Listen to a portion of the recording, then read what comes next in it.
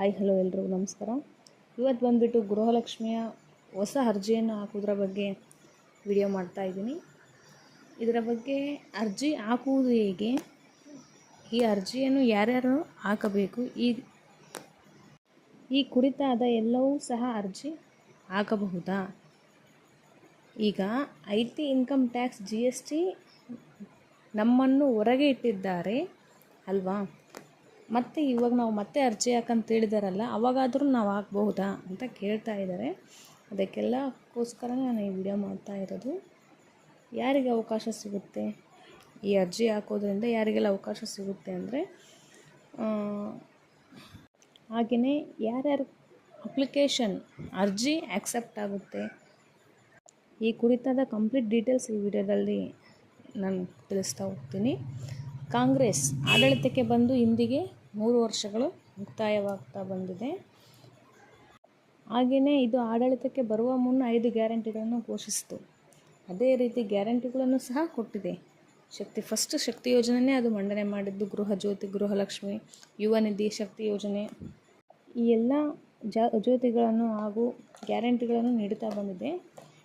ಏಟದ್ಘಟನಾಗಿ ಇವಾಗ ಸಿದ್ದರಾಮಯ್ಯ ಸರ್ಕಾರದಿಂದ ಇಳಿದ ತಕ್ಷಣ DK ಶಿವಕುಮಾರ್ ಅವರು ತಮ್ಮ CM ಸ್ಥಾನವನ್ನು ಏರ್ತಾರೆ. ಈಗ ಅವರು ಹೊಸದಾಗಿ ಮಂಡನೆ ಮಾಡಿದ್ದಾರೆ, ಎಲ್ಲರೂ ಮತ್ತೆ ಅರ್ಜಿ ಹಾಕ್ರಿ ಅಂತ. ಅದೇ ಯಾಕೆ ಅಂತ ಎಲ್ರಿಗೂ ಪ್ರಶ್ನೆ ಆಗಿದೆ. ಯಾಕೆ ಅಂದರೆ, ಮೃತ ಮಹಿಳೆಯರು ಅಂದರೆ ತೀರಿಕೊಂಡ ಮಹಿಳೆಯವರಿಗೆ ಅಕೌಂಟಿಗೆ ದುಡ್ಡು ಹೋಗ್ತಿದೆ. ಎಷ್ಟು ಜನ ಅಂದರೆ 1,95,000 ಜನಗಳ ಅಕೌಂಟಿಗೆ ದುಡ್ಡು ಹೋಗ್ತಾ ಇದೆ. ಅದನ್ನು ಸ್ಟಾಪ್ ಮಾಡಬೇಕನ್ನೋ ಕಾರಣಕ್ಕಾಗಿ, ಮತ್ತು ಇನ್ಕಮ್ ಟ್ಯಾಕ್ಸ್ ಫೈಲ್ ಅಂದರೆ ಈಗ ಗಂಡ ಇನ್ಕಮ್ ಟ್ಯಾಕ್ಸ್ ಹಾಗೂ GST ಕಟ್ತಾ ಇದ್ದಾರೆ, ಅಂಥವ್ರಿಗೂ ಬಂದ್ ಮಾಡಿದೆ. ಆದ್ರೂ ಅವರು ವಿನಾಕಾರಣಗಳಿಂದ ಮತ್ತೆ ಅದನ್ನು ದುರ್ಬಳಕೆ ಮಾಡ್ತಾ ಇದ್ದಾರೆ. ಅದಕ್ಕೋಸ್ಕರ ಅದನ್ನು ಸ್ಟಾಪ್ ಮಾಡೋಕ್ಕೋಸ್ಕರ. ಮೂರನೆಯದು,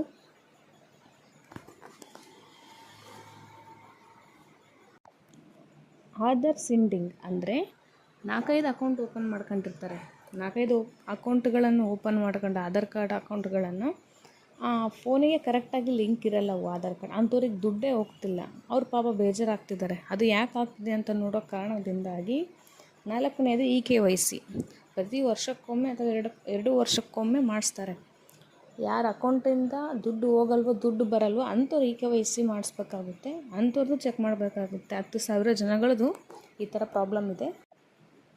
ಹಾಗೆಯೇ ಹೊಸದಾಗಿ ಅಪ್ಲಿಕೇಶನ್ ಹಾಕಿ ಎಲ್ಲಿ, ಯಾವಾಗ ಮತ್ತು ಯಾರು ಹಾಕಬೇಕು ಎಂಬ ಪ್ರಶ್ನೆಗೆ ನಾನೀಗ ಉತ್ತರ ಕೊಡ್ತಾ ಹೋಗ್ತೀನಿ.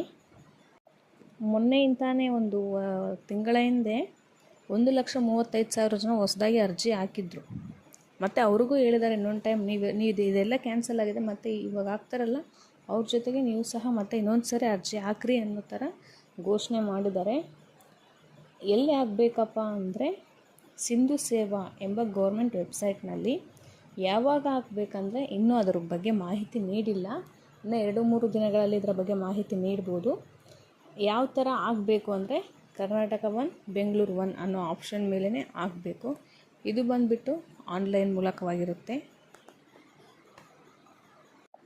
ಇದನ್ನು ಬಂದುಬಿಟ್ಟು ನೀವೇ ಆಗ್ಬೋದು ಆನ್ಲೈನ್ ಮುಖಾಂತರ, ಖಂಡಿತವಾಗಿ ಆಗಬಹುದು. ಗೋರ್ಮೆಂಟ್ ನೀಡುತ್ತದೆ ಯಾವಾಗ ಏನು ಅಂತ. 3 ವರ್ಷಗಳ ಹಿಂದೆ ಹಾಕಿದ್ರಲ್ಲ ಗೃಹಜ್ಯೋತಿ ಹಾಗೂ ಗೃಹಲಕ್ಷ್ಮಿಗೆ, ಅದೇ ರೀತಿ ಪುನಃ ಮತ್ತೆ ನೀವು ಗೃಹಲಕ್ಷ್ಮಿ ಮತ್ತು ಗೃಹಜ್ಯೋತಿಗೆ ಮತ್ತೆ ಅಪ್ಲೈ ಮಾಡಬೇಕಾಗುತ್ತೆ. 2 ಮ್ಯಾಚ್ ಮಾಡುತ್ತೆ. ನಿಮ್ಮ ಗೃಹಜ್ಯೋತಿ ಮತ್ತು ಗೃಹಲಕ್ಷ್ಮಿಯನ್ನು ಮ್ಯಾಚ್ ಮಾಡಿ ಹೌಸ್ ನಂಬರ್ ಅಂದರೆ ಮನೆ ನಂಬರ್, ಫೋನ್ ನಂಬರ್, ಜಾತಿ ಪ್ರಮಾಣ ಪತ್ರ, ಆಧಾರ್ ಕಾರ್ಡ್ ನಂಬರ್, ಹಾಗೆಯೇ ವೋಟರ್ ID, ಕ್ಯಾಸ್ಟ್ ಇನ್ಕಮ್, ಜಾತಿ ಪ್ರಮಾಣ ಪತ್ರ ಅಂತಾರೆ. ಇವೆಲ್ಲದರನ್ನು ಮ್ಯಾಚ್ ಮಾಡ್ತಾರೆ. ಯಾಕಂದರೆ ಒಂದೇ ಮನೆಯಲ್ಲಿ 2 ಫಲಾನುಭವಿಗಳನ್ನು ಇರ್ತಿದ್ದಾರೆ. ಒಂದೇ ನಮ್ಮ ಮನೆ ನಂಬರ್ ಕೊಟ್ಟು 2 ಮನೆಯವರು ಪಡಿತಾ ಇರ್ತಾರೆ. ಒಂದೇ ಮನೆಯಲ್ಲಿಗೋಸ್ಕರ 2 ಮಹಿಳೆಯರು ಪಡಿತಿರ್ತಾರೆ.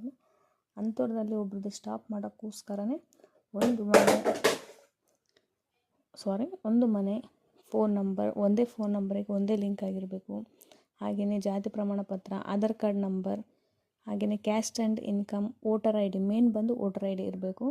ಇದೆಲ್ಲ ಬಂದು 2-3 ದಿನದಲ್ಲಿ ಘೋಷಣೆ ಮಾಡ್ತಾರೆ ಯಾವ ರೀತಿ ಅಪ್ಲೈ ಮಾಡಬೇಕು, ಇಲ್ಲಿ ಅಪ್ಲೈ ಮಾಡಬೇಕು ಅಂತ ಆನ್ಲೈನಲ್ಲೇ.